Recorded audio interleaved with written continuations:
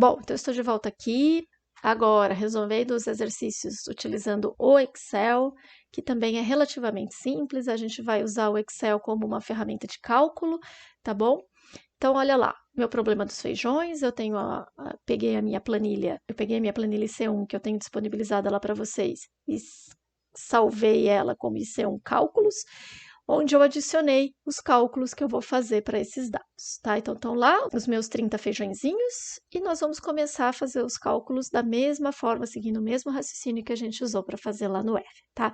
Então, o que eu preciso achar? A minha média amostral, que é aqui o meu x-bar, como é que eu faço isso? Lembra que eu tenho uma função no Excel que se chama média, né? Então, eu coloco igual a média e seleciono o espaço que eu quero. Veja que aqui eu peguei de B2, o meu primeiro feijãozinho, até o meu último feijãozinho, que é o B31, ok? Então, tenho lá a média dos dados. Meu desvio padrão, vou fazer a mesma coisa. Aqui eu estou usando a função desvpad.a. Pessoal, tem várias opções de desvio no Excel. Quando a gente vai trabalhar com amostras, é o desvpad.a. E tem o A e tem o ponto A. Eu uso sempre o ponto A, por quê? Porque se eu tenho alguma digitação aqui errada, alguma coisinha aqui está incorreta, ele não vai zerar, né? Por exemplo, se eu tenho um dado que entrou como texto e não valor numérico, ele não vai zerar esse valor, ele vai ignorar o valor, tá? Aí fica do critério de vocês. Se vocês quiserem para falar, nossa, que média estranha, deixa eu tirar de novo. Aí vocês podem colocar sem o ponto, tá? O que eu estou fazendo aqui é ignorando os valores de texto, tá bom? Então tá aí meu desvio padrão e calculo o meu erro padrão. Lembra que o erro padrão era o desvio padrão, que está aqui no F3, então veja, F3 dividido pela raiz, que também é uma funçãozinha aqui já pronta do Excel, raiz D. E aí eu estou usando o que aqui? Conte número de A2 a A31. A2 a A31. Eu estou pedindo para ele contar para mim quantos dados eu tenho. Foi a mesma coisa que eu fiz lá no R para achar o tamanho da minha amostra, né? Então, o que eu estou tirando aqui é a raiz do N. Conte ponto número, ele vai contar sempre que estiver preenchido de forma numérica, ok? Dou um Enter, tenho lá 006. Se vocês forem bater com o R, vocês vão ver que é exatamente o mesmo valor que a gente encontrou. Eu estou colocando a unidade numa outra coluna, mas também vocês poderiam colocar já aqui dentro do título da linha, tá? Alfa, veja, alfa está em amarelo porque nessa planilha a única coisa que eu vou entrar aqui manualmente é o valor de alfa, que aí eu posso mudar o quanto eu quiser. Eu posso calcular o intervalo de confiança com 10% de significância, ou 90% de confiança, ou ainda com 0,01, 99, tá? Então, eu posso ir mudando o valor de alfa e brincando com esse intervalo de confiança. É a única coisa que eu entro aqui, é o que tá, que eu vou digitar, é o que está em amarelinho. O resto tudo é fórmula, tá? Que eu aconselho não mexer, a menos que você queira aprimorar a fórmula, mas tome cuidado para depois não modificá-la, não lembrar que modificou e perder o cálculo, tá? Eu não estou travando nada.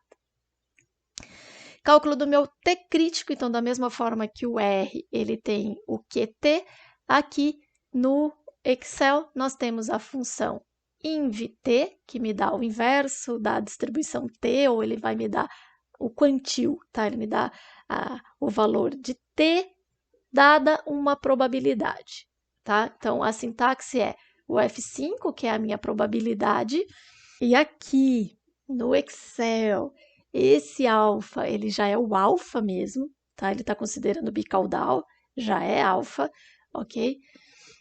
E eu ponho para ele os meus graus de liberdade, tá? Então, graus de liberdade, de novo, eu estou pegando o tamanho da minha amostra, que é o conte número de A2 a A31, menos 1, que é a definição dos nossos graus de liberdade, tá? Como é que eu ia saber essa sintaxe? Lembra que se você clicar aqui no FX, ele vai abrindo o que ele está pedindo, ó. Probabilidade, o que é isso? Probabilidade é a probabilidade associada à distribuição T de student bicaudal, tá? Então, você tem que dar as duas caudas para ele. Um número entre 0 e 1, inclusive, tá? Entre 0 e 1, porque ele já está falando, ó, não é para pôr em porcentagem, é para pôr em valor absoluto, tá bom? Então, aqui só lembrar que eu já estou pegando as duas caudas, então eu não preciso fazer a continha que nem eu fazia no R, de fazer 1 menos esse alfa, tá? Ele já está me dando bicaudal. Então, calculo o meu T crítico para os Fedjones, né? Foi 2,045, mesmo valor que a gente encontrou no R. Calculo a minha margem de erro, calculo a minha margem de erro. Olha lá, vou abrir a fórmula aqui para vocês. O que era a margem de erro? Era o T crítico, que está aqui na F6, a célulazinha em azul, vezes o erro padrão, que está aqui no F4, tá bom? Dou um Enter, e aí automaticamente eu calculo meus intervalos de confiança. O valor maior e o menor, maior e o maior valor possíveis para média populacional, tá? Então, olha lá, eu estou fazendo média mais margem de erro e média menos margem de erro. Então, tá aí a planilhinha de cálculo, né? Basta eu vir aqui, eu posso vir com qualquer dado que eu quiser, jogar aqui no lugar desses, ajustar o meu alfa e a tabela vai calcular automaticamente os intervalos de confiança para fazer a estimativa da média populacional. Lembra que eu calculo, mas eu não concluo nada. Eu tenho que concluir, eu tenho que pegar e analisar isso daqui. O que isso quer dizer? A gente já fez essa análise da conclusão lá na videoaula em que eu resolvi a atividade no R, tá bom? Para o índice cardíaco, mesma coisa, eu usei exatamente a mesma tabela, só ajustei aqui as minhas unidades, tá bom? Tá lá o alfa, lembra que para o índice cardíaco a gente trabalhou com 99% de confiança, então o meu alfa é de 1%. O meu T crítico, o que ele faz? Ele pega lá o meu alfa, lembra que aqui eu entro com alfa mesmo, tá? Ele já está considerando as duas caudas. E automaticamente eu já tenho os cálculos aqui. Para os limites superiores e inferiores, posso ajustar o número de casas, que é mais plausível para apresentar esses valores. Eu acredito que 2 são mais do que suficientes, se bobear até 1, tá bom? Então, planilhinha de cálculo prontinha, só para utilizar. Da mesma forma que eu fiz no R, os comandos que eu usei para o problema 2 são iguaizinhos aos que eu usei para o problema 1, eu mudo apenas a variável que eu estou trabalhando, que nesse caso era peso e nesse é o índice cardíaco. Tá? Então, veja que nessa tabela, né, para o ressurgimento das plantas, que é o problema 3 que a gente fez, eu tenho tanto IC para 90% quanto IC de 90 mais 4. Lembra que a gente usou a técnica para aprimorar um pouco esse intervalo de confiança, né, para a gente ter um pouco mais de confiança mesmo nele, e eu vou utilizar isso sempre que o tamanho da minha amostra for pequeno, né, que eu estou me distanciando da normalidade. Então, olha lá, o que eu deixo aqui em amarelinho, que são células em que a gente vai fazer entrada de dados. Eu vou ter que digitar o tamanho da minha amostra e eu vou ter que digitar o número de sucessos, quantidade de sucessos que a gente teve, que nesse caso foi o ressurgimento das plantas após a poda completa das copas, né, dos arbustinhos lá. Ela vai calcular o P-chapéu, ela vai calcular o erro padrão, já seguindo a formulazinha que eu deixei lá para vocês. Lembra que o erro padrão aqui, ele vai depender exclusivamente do P-chapéu e do M, tá? O alfa é um valor que a gente informa.